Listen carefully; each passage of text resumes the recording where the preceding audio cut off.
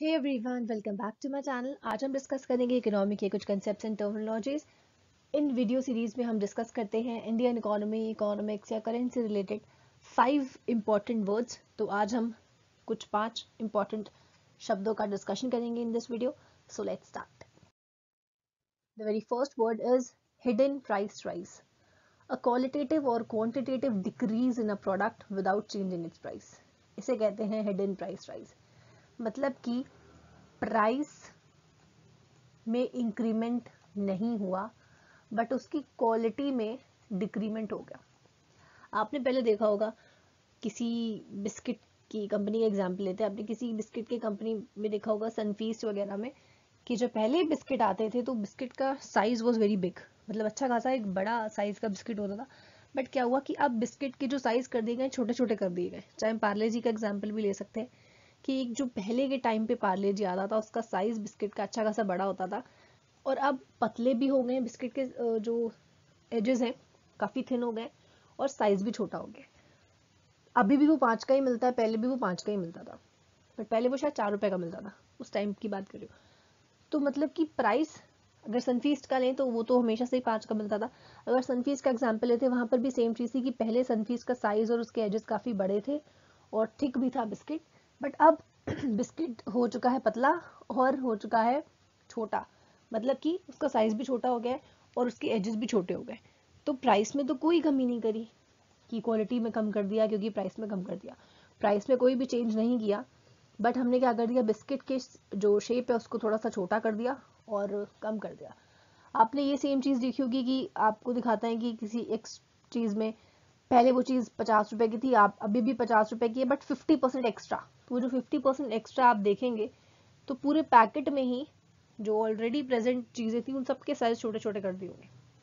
उसे हम कहते हैं हिडन प्राइस राइज, क्योंकि उन्होंने प्राइस तो नहीं बढ़ाया बट उन्होंने आपको क्वालिटी डिग्रेड करके दे दी।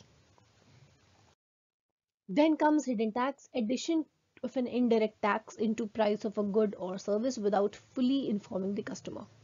ये होता है कि हम जो है, जो इनडायरेक्ट, एक तो होता है डायरेक्ट टैक्स जो कि आपकी इनकम पे लगता है, आपसे डायरेक्टली आपसे ही लिया जाएगा at the point of time, और एक होता है इनडायरेक्ट टैक्स जो कि हम शिफ्ट कर सकते हैं उसका बर्डन। तो ये हिडन टैक्स जो है ये एक तरीके का इनडायरेक्ट टैक्स होता है जो कि किसी किसी भी सामान के, किसी एक पेंसिल से लेकर के किसी एक बड़ी कार तक सब में इंक्लूड होता है और आपको पूरी तरह से इन्फॉर्म किए बिना आपसे ले लिया जाता है। अगर आप कोई 2 रुपए की भी चीज़ खरीद रहे हैं तो उसमें भी टैक्स लगा हुआ है। आपको ये चीज़ नहीं पता होगी, उसे कहते हैं hidden tax. For example, the magnitude of excise duty in tobacco and alcoholic products is so high that the taxes are added to the product directly.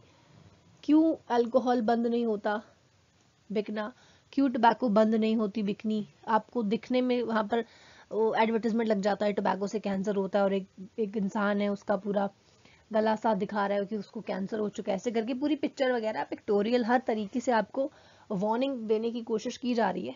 चाहे वो टोबैको में हो, चाहे पान मसाला में हो, अल्कोहल में हो, कंजम्पशन इज डेंजरस, हर जगह एडवर्टाइजमेंट है। बट बंद क्यों नहीं होता? बंद इसलिए नहीं होता क्योंकि जो टैक्स रेट है वो सबसे ज़्यादा हाई मिलता है इन्हीं चीज़ों से।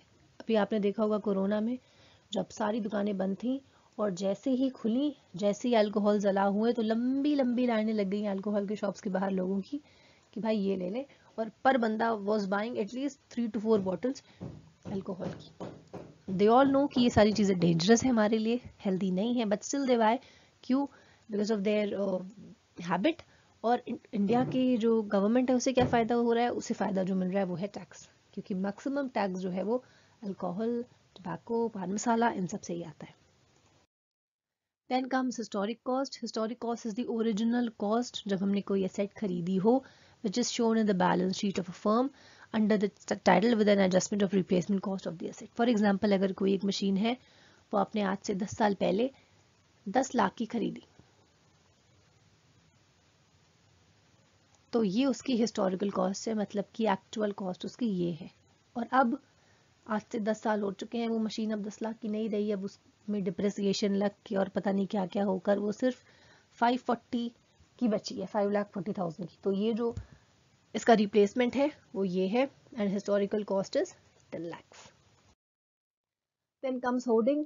Hoarding means an act of unproductive retention of money और गुड्स, मतलब कि आप अपने पास इकट्ठा करके रख लो सामान या मनी और उसे तब बेचो जब उस चीज़ का दाम बढ़ चुका हो. For example gas cylinders, festive season में गैस सिलेंडर की बड़ी डिमांड होती है, बहुत डिमांड होती है, लोगों को गैस सिलेंडर नहीं मिलता, बट एक आपके पास एक चांस होता है कि कोई आपसे कहेगा कि भाई ब्लैक में मिल रहा है लेकिन 1500 रुपये का है.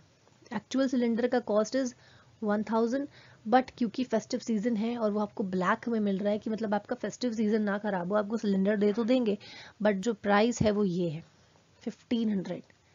मतलब कि अपने पास सिलेंडर इकट्ठा करके रखा हुआ होगा और ये सोच कर रखा हुआ होगा कि भाई तब निकालेंगे जब लोगों को इसकी एक्चुअल नीड होगी और डिमांड होगी और तब जाकर इसको महंगे में बेचेंगे. This is known as hoarding. अपने पास होर्ड करके रखना, अपने पास छिपा के रखना और तब निकालना जब उसका डिमांड बढ़ चुकी हो, जब लोग हर प्राइस पे खरीदने के लिए रेडी हो जाए. Then comes hawk cycles, the cycles of over and under production of goods. Over production मतलब जब सामान ज़्यादा बन जाए एंड अंडर प्रोडक्शन क्या होता है, जब सामान कम बन जाए. This cycle takes place due to time lag. Production में टाइम लगता है और ये साइकिल तभी प्लेस करती है जब प्रोडक्शन में टाइम लैग हो. This happens in the case of agricultural products specially. एक सीजन होता है, आप उस चीज़ की खेती तभी कर सकते हो, मतलब कि there is a time lag between two seasons.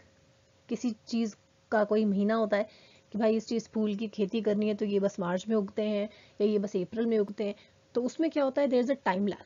तो ओवर प्रोडक्शन होना इज़ ऑल्सो पॉसिबल कि सामान बन जाता है एंड कभी कभी अगर उस चीज़ की कमी पड़ जाती है तो मतलब कि इट इज़ अंडर प्रोडक्शन. तो ये साइकिल चलती ही रहती है that there is over, there is under, there is over, there is under. और ये बेसिकली तभी होता है जब गैप हो टाइम का. अगर कोई टाइम लैग नहीं है, हम किसी चीज़ का प्रोडक्शन कभी भी कर सकते हैं, किसी सीजन का वेट नहीं करना, रेनफॉल का वेट नहीं करना, उस केस में हम जब चाहें तब प्रोडक्शन कर सकते हैं. There will be no under production, but because there is time lag तो इस केस में हम ओवर और अंडर दोनों चीज़ें फेस कर सकते हैं. This is known as hog cycles. All right, so this was all about the today's video. I hope आप सबको पांचों टर्म्स अच्छे से समझ में आ गए होंगे. If there is any doubt you can use the comment box. Thank you. If you really liked the content, you may subscribe the channel. अगर आप नए हैं तो you may like it, you may share it to your friends. You can join me on Facebook. Economics Hub is the page for all the updates. You can join me on Telegram. This is the name of my channel. Join me there for all the PDF, for all the notes. आप चाहें तो यहाँ पर जाकर PDF मैं वहाँ पर share कर देती हूँ जो भी यहाँ पे पढ़ाती हूँ. And this is a social media app. अगर आप यहाँ पे चाहें तो मुझे ज्वाइन कर सकते हैं. Thank you again everyone and may God bless you all.